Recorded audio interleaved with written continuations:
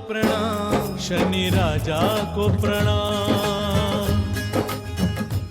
शनि साधिका doctor Vibhashri दीदी जी का संक्षिप्त परिचय। श्री शनीश्वर तीर्थ क्षेत्र शनि आश्रम चिकल थाना छत्रपति संभाजी नगर महाराष्ट्र की आप संस्थापिका हैं। आपके इस शनि आश्रम में ही 24, 25, 26 जून 2023 को एक भव्य पंचतत्व महोत्सव पंच महाभूत लोकोत्सव का आयोजन हुआ था। पंचतत्वों की सुरक्षा और संतुलन के माध्यम से जीवन रक्षा के लिए इन पंचतत्व महोत्सव में राष्ट्रीय संत सम्मेलन का आयोजन हुआ। इस आयोजन के प्रथम दिन का दीप प्रज्वलन अनेक महामंडलेश्वरों पीठाधीश्वरों ने मिलकर किया। संपूर्ण कार्यक्रम का आयोजन और संचालन प्रसिद्ध एस्ट्रोलॉजर साधिका डॉक्टर विभाश्री दीदी जी ने ही किया, जिनके व्यक्तिगत निमंत्रण पर भारत के अनेक राज्यों से 100 से भी अधिक संत महात्मा सद्गुरु आध्यात्म शिरोमणि श्री शनि आश्रम छत्रपति संभाजी नगर महाराष्ट्र की पावन भूमि के संत सम्मेलन में पधारे थे और पूरे महाराष्ट्र क्षेत्र से भी लगभग 500 संत महात्माओं प्रवक्ताओं विद्वानों ने भी इस आयोजन में भागीदारी निभाई और प्रमुख वक्ताओं ने अपने अपने उद्बोधन से लोगों को मंत्रमुग्ध भी किया, जिसमें कोल्हापुर महाराष्ट्र के कनेरी मठ के पीठाधीश्वर स्वामी अदृश्य काट सिद्धेश्वर स्वामी जी, अखिल भारतीय गोसेवा संघ रायपुर छत्तीसगढ़ के प्रमुख दूधाधिधारी मठ के मठाधीश महामंडलेश्वर श्री राजेश्वरी महंत श्री राम सुंदर दास जी महाराज प्रमुख थे। साथ ही बीजेपी के राष्ट्रीय प्रवक्ता श्री सुधांशु त्रिवेदी और नारी रत्न राजेश्वरी मोदी उर्फ राज दीदी नारायण रैकी सत्संग परिवार मुंबई ने अपनी ओजस्वी मोटिवेशनल वाणी से सभी को मंत्रमुग्ध किया। 3 दिनों में 30 से अधिक वक्ताओं को सुनने का सौभाग्य मिला। शनि साधिका डॉक्टर विभाश्री दीदी जी के द्वारा संचालित इस राष्ट्रीय संत सम्मेलन की ज्ञानवर्धक झलकियां शनि साधिका दीदी जी के ही ज्ञानवर्धक कार्यक्रम सुभारती टीवी के सुभारती संवाद साधिका डॉक्टर विभाश्री दीदी जी के साथ कार्यक्रम का महत्वपूर्ण हिस्सा भी बनी। इस पूरे 3 दिवसीय संत सम्मेलन में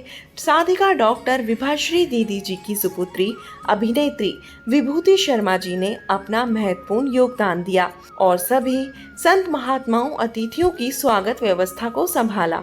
बनाता नहीं कोई शनि जैसा, बनने वाला आदमी चाहिए। आपने जगह जगह मेरे स्लोगन पढ़े होंगे कि बनाता नहीं कोई शनि जैसा तो मिटाता भी नहीं कोई शनि जैसा। बनाता नहीं कोई शनि जैसा तो मिटाता भी नहीं कोई शनि जैसा, और हंसाता नहीं कोई शनि जैसा तो रुलाता भी नहीं कोई शनि जैसा। बनाता नहीं कोई शनि जैसा, बनने वाला आदमी चाहिए। आपने सही तरीके से शनिदेव को प्रसन्न किया, शनिदेव के बताए मार्ग पर चलना प्रारंभ किया, तो मेरे पास आसपास आज यहाँ सभा मंडप में ही कई ऐसे व्यक्ति बैठे हैं जिन्हें मैंने जीरो से हीरो बनते देखा है। आज राजाओं के जैसा जीवन जी रहे हैं वो। बनाता नहीं कोई शनि जैसा, बनने वाला आदमी चाहिए। इसीलिए जब जागे तभी सवेरा। मैं चाहती हूँ कि आप अपने जीवन के शनि को समझें। मैं ये नहीं चाहती कि आप शनि मंदिर में जाके तेल चढ़ा के और अपने आप को तृप्त कर लें, या शनि मंदिरों में जाके बहुत सारी भीड़ बढ़ाकर आप दान पेटियां भर दें। मेरा उद्देश्य वो नहीं है। बहुत सारे शनि मंदिर तो दुनिया में ऐसे भी हैं जो व्यक्तिगत जीवन में उनके घर परिवार चलाने के लिए एक व्यापार बने हुए हैं। उनके कुटुंब परिवार के संचालन के लिए की गई एक आर्थिक व्यवस्था है जो पीढ़ी दर पीढ़ी चला रहे हैं, जिनके बंटवारे हुए हैं बराबर। 6 महीने आप चलाइए, 6 महीने बड़ा भाई चलाएगा, फिर 6 महीने दामाद चलाएगा। इस तरीके से वो 6 महीने में दान पेटियों का पैसा कमाएंगे, वो 6 महीने में चढ़ोतरी 6 महीने में अपने यजमानों से पाएंगे और फिर 6 महीने तक उसको बैठकर खाएंगे। सच्ची बात है। अनगिनत ऐसे शनि मंदिर हैं जो आर्थिक स्रोत का साधन बने हुए हैं, लोगों के लिए वो बिजनेस हैं, आमदनी का मार्ग बने हुए हैं। पर आपको क्या लगता है, क्या ऐसे लोगों को शनि पीड़ा नहीं लगती जो शनि का खाते हैं? जो शनि का खाते हैं शनि उसका खा जाते हैं, जो शनि का खाते हैं शनि उसको खा जाते हैं। इतना रहस्य यदि किसी को समझ में आ गया होता तो व्यक्ति शनि की दान पेटी से हाथ ही ना लगाता।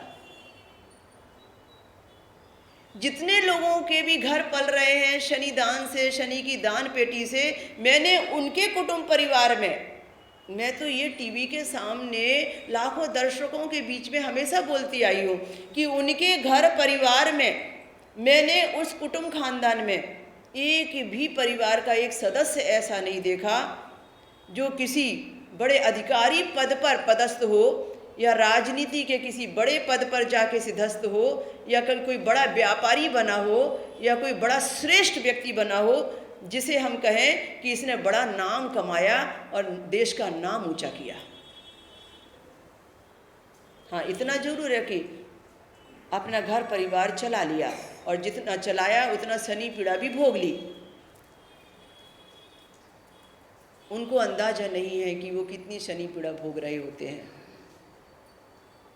इसलिए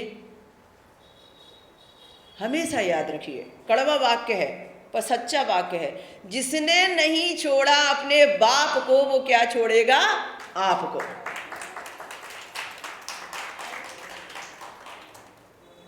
क्योंकि यह तो प्रमाण है कि पिता सूर्य को भी उनके जन्म के समय में शनि दृष्टि लगी थी।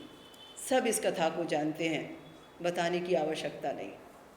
तो आप कितने भी एक्सक्यूज कर लीजिए, कितने भी वाद विवाद कर लीजिए, बहाने बना लीजिए कि मैंने 400 BC से ये कमाया और मैंने इतना सा डाल के ये दे दिया और मेरा ये काला धन गोरा बन गया। आप काले को वाइट बनाने के चक्कर में कुछ भी कर लीजिए, पर उसे यदि काला दिख रहा है तो उसका समय आने पर वो काला लेकर ही जाएगा। हाँ, जहां उसे लग रहा है कि ये वाइट बनाने में सफल हो गया है और इसने सच्चे मन से, सच्ची श्रद्धा से इसका उपयोग किया है, उसी का वो स्वीकार करेगा। इसलिए जितने भी व्यक्ति शनि प्रभावित होते हैं वे व्यक्ति याद रखें हर पल हर क्षण कि आप इस समय उस दौर से गुजर रहे हैं जिस दौर में आपने आज क्या किया था और आज का फल आज को मिलने वाला है नहीं, पूर्व जन्म की हैं सारी बातें, याद उसे हर जीव की खाते हैं।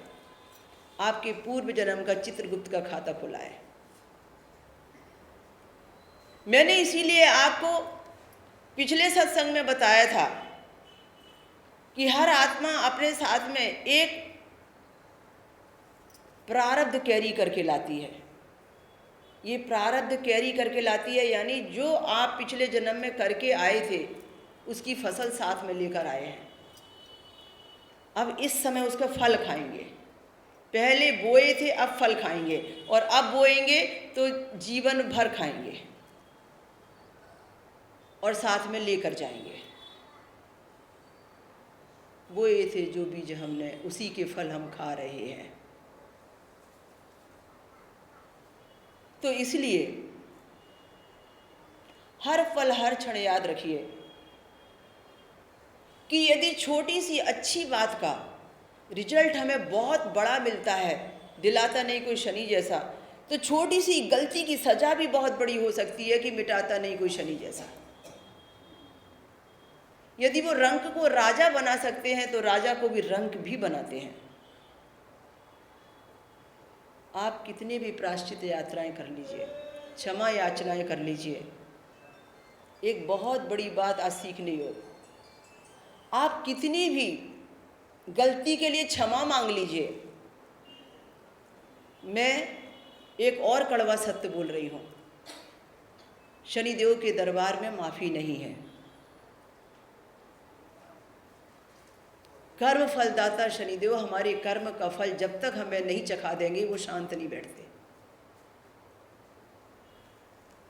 एक कड़वा सत्य यह है कि जो श्रीमद् भागवत कथा सुनते हैं, भागवत कथा, भीड़ लगी है भागवत कथा सुनाने वालों की, छोटे छोटे बच्चे कथा सुनाने लगे हैं।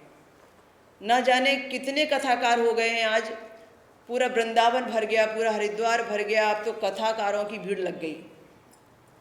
उस भागवत कथा में शब्द लिखे हैं जिसका मैं खंडन कर रही हूँ। मैं ही खंडन नहीं कर सकती, महर्षि दयानंद सरस्वती ने तो बहुत कड़वे शब्दों में खंडन किया। भागवत कथा में लिखा हुआ है कि यदि आप भागवत कथा कराएंगे, भागवत कथा सुनेंगे, भागवत कथा को मानेंगे, भागवत कथा का प्रचार करेंगे, भागवत कथा कराने वालों के ऊपर खर्चा करेंगे, भागवत कथा के लिए आप पूरी तरह भंडारे करेंगे, समर्पित होंगे, भागवत कथा का प्रचार प्रसार करेंगे, तो आपके जन्म जन्म के पाप मिट जाएंगे। आप व्यभिचारी भी हैं, आप दुरात्मा भी हैं, अत्याचारी भी हैं, पापी भी हैं, हत्यारे भी हैं, तो भी आप पाप से मुक्त हो जाएंगे। क्लियर लिखा है। पर हमारा वेद ज्ञान कहता है, हमारा शनि पुराण कहता है कि आपने जो बीज बोया है फल तो उसका चखना पड़ेगा। अब कितनी भी भागवत करा लीजिए, यदि ऐसा होता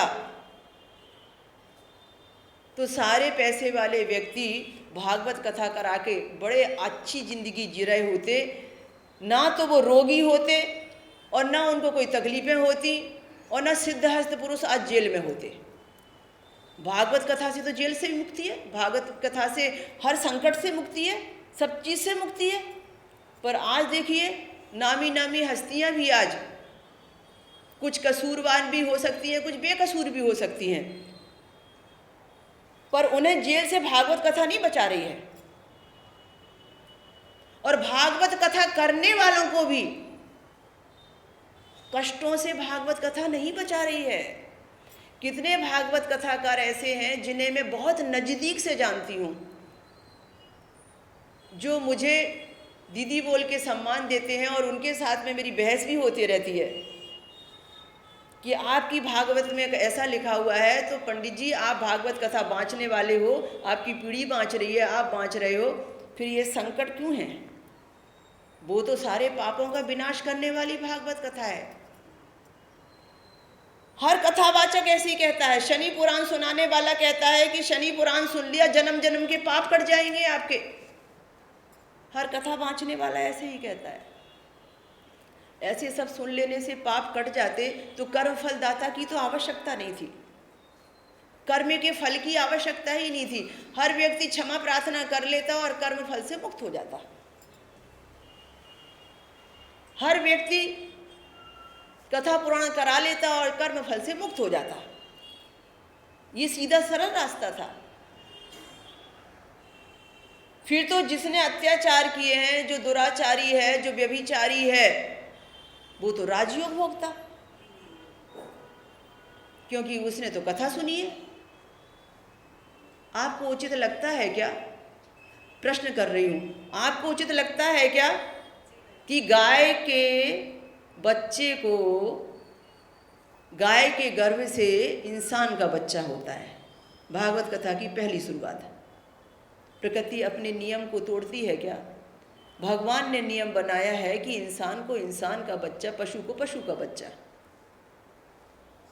हमारे भागवत कथा की शुरुआत देखिए कि गाय के पेट से इंसान का बच्चा, जिसका नाम गौकर्ण रखा गया, इसलिए होता है कि किसी महात्मा ने फल दिया था और वो पुत्र होना था। जिसकी नींव ही बनावटी है, वो कथा क्या असली होगी?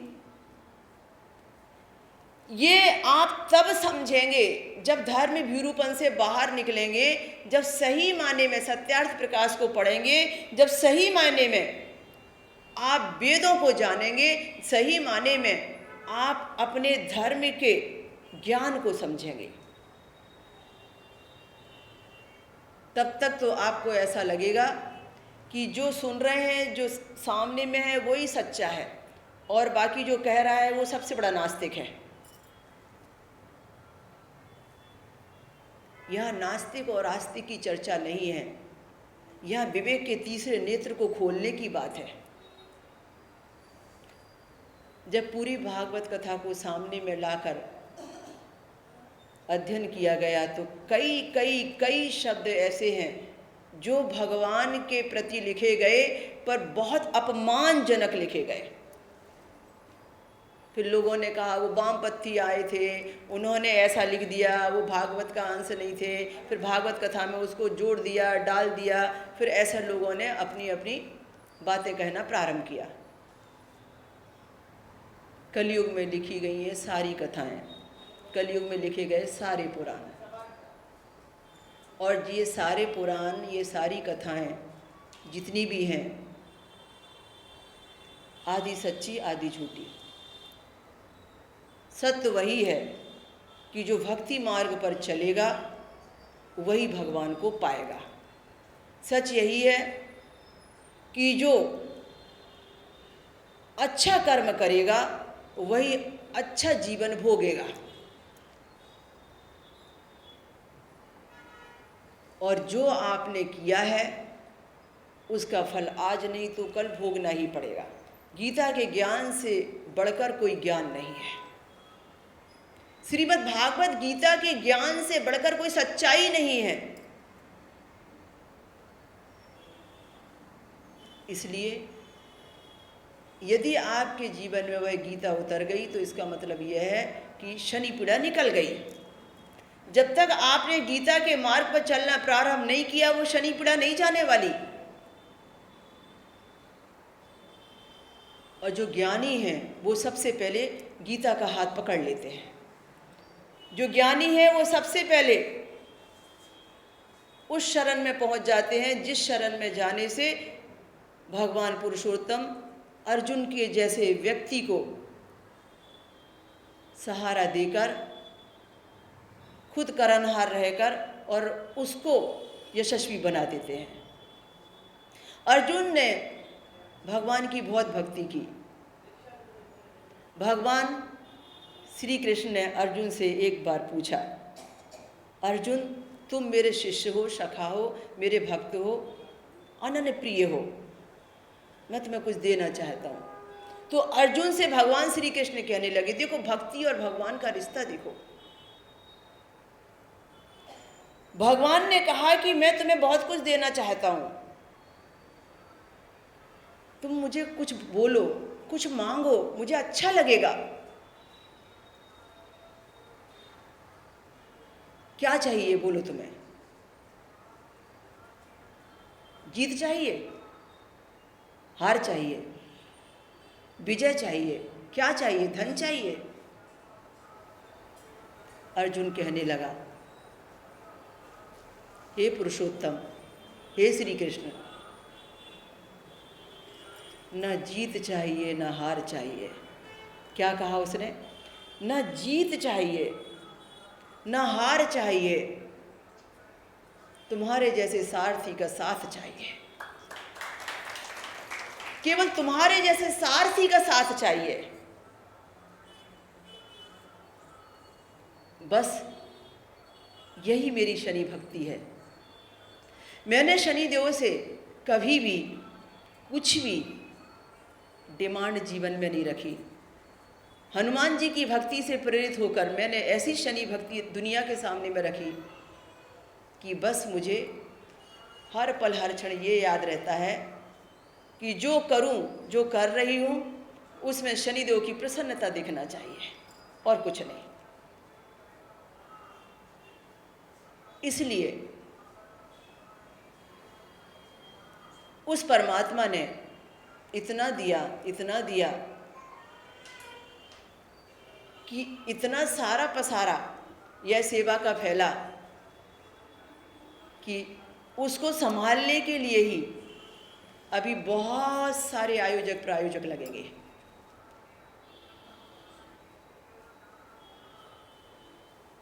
कोई ऐसी जगह नहीं छूटी जहाँ पर जरूरत रही हो और हमें वहाँ पर ना भेजा गया हो, चाहे वो विदेश में रहा हो, चाहे वो हमारे भारत में स्थान रहा हो। जो आप चाहेंगे वो आप पाएंगे, पर उसके लिए आपकी पात्रता को वैसा बनाएंगे जब आपकी पात्रता वैसी बन जाएगी तो जो मांगेंगे वो मिल जाएगा, 100% मिलेगा।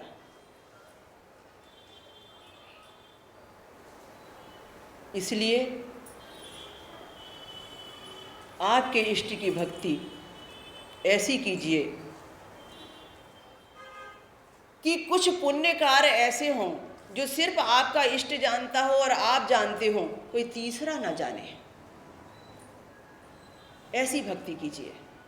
तो अब मैं बोल रही हूँ, आप उसे रिपीट कीजिए। मैं यह प्रार्थना मेरे छत्रपति संभाजी नगर महाराष्ट्र में जो N2 सिडको का बड़ा शनि मंदिर है, वहाँ प्रति शनिवार को महाआरती के बाद सैकड़ों लोगों को एक साथ कराती हूँ। और इस प्रार्थना में भाग लेने के लिए दूर दूर से लोग पैदल चल कर आते हैं, अपनी मन्नत पूरी करते हैं। उनकी मन्नत होती है कि 9 शनिवार, 16 शनिवार, 23 शनिवार, 33 शनिवार इस प्रार्थना में भाग लेंगे। मुझे कुछ नहीं करना होता, उस मन्नत के पहले उनके काम सफल हो जाते हैं। इस प्रार्थना में इतनी ताकत है। हे शनिदेव, हे शनिदेव, आपको बहुत बहुत धन्यवाद है आपको बहुत बहुत धन्यवाद है कि आपने हमें इतना सौभाग्यशाली जीवन दिया इतना सौभाग्यशाली जीवन दिया कि आप और आपके भक्ति और ज्ञान को भक्ति और ज्ञान को हम समझ पाए। हे शनिदेव, हे शनिदेव, हमें ज्ञात है कि आप हमारे पूर्व जन्म के कर्मों के आधार पर इस जन्म में कर्मों का फल देने वाले कर्म फलदाता हैं। हे न्यायाधीश शनिदेव, व्यापार अधिपति शनिदेव, आध्यात्म शिरोमणि शनिदेव, आरोग्यदाता, आयु विधाता, कर्म फलदाता शनिदेव, हमारे जीवन में जब भी शनि की 7:30 का समय, शनि के ढैये का समय, शनि की दशा का समय आए और उस समय हमें हमारा कर्म फल भोगने का समय आए, तो आप हमें हमारे कर्म फल को भोगने का हमें साहस देना, शक्ति देना। कर्म फल भोगने की हमें शक्ति प्रदान करना। इसके लिए आपकी प्रसन्नता के लिए आपकी सेवा में हमने कभी भी कहीं भी धर्म के किसी भी श्रेष्ठ कार्य में जप तप व्रत के साथ जो भी समयदान, श्रमदान, अंशदान, अन्नदान, ज्ञानदान के रूप में शनि शांति पूजा, शांति अभिषेक, शांति अनुष्ठान, किसी भी हवन यज्ञ, पूर्णाहुति के रूप में जो भी जितना भी शनिदान दिया है, शनिदान किया है, उसे आप स्वीकार कीजिए, उसे आप स्वीकार कीजिए। हे शनिदेव, हम पर कृपा कीजिए, हम पर कृपा कीजिए, हमें अपनी शरण में लीजिए, हमें अपनी शरण में लीजिए। न्यायाधीश शनिदेव, न्याय दीजिए, न्याय कीजिए, न्याय दीजिए, न्याय कीजिए। हमारी समस्या के हमारी समस्या के समाधान के लिए समाधान के लिए कोई तो मार्ग दीजिए, कोई मार्ग दीजिए, कोई मार्ग दीजिए। कोई मार्ग दीजिए। हमारी प्रार्थना हमारी प्रार्थना स्वीकार कीजिए, स्वीकार कीजिए। हमारी प्रार्थना स्वीकार कीजिए। हमारी प्रार्थना स्वीकार कीजिए।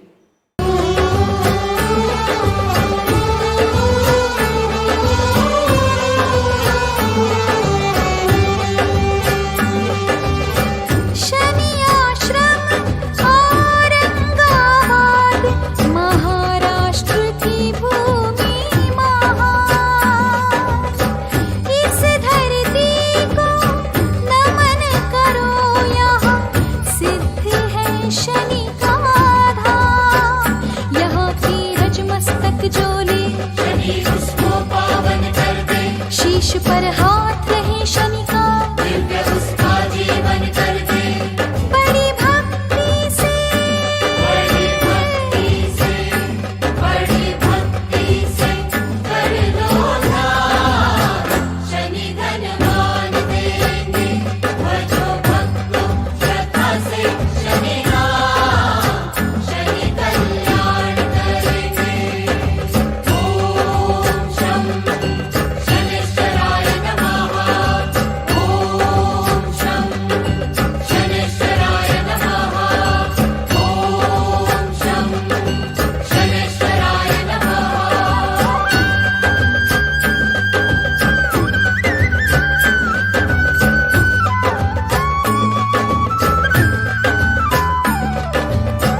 शनि प्रकोप से पीड़ित हो कोई, प्रभु का नाम पुकारे।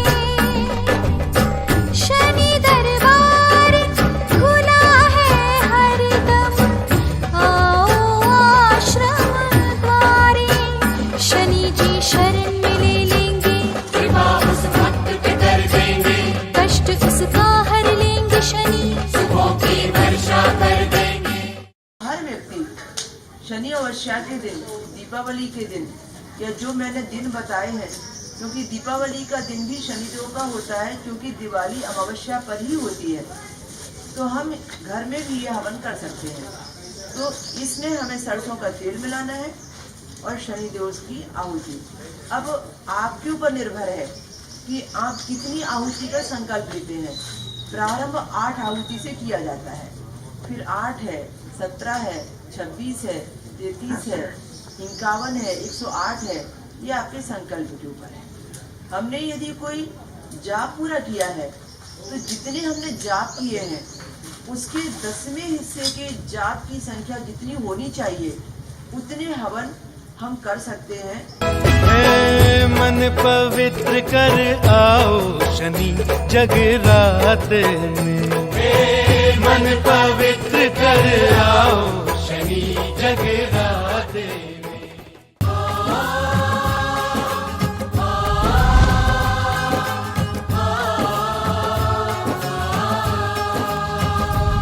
शनि देवा को प्रणाम, शनि राजा को प्रणाम।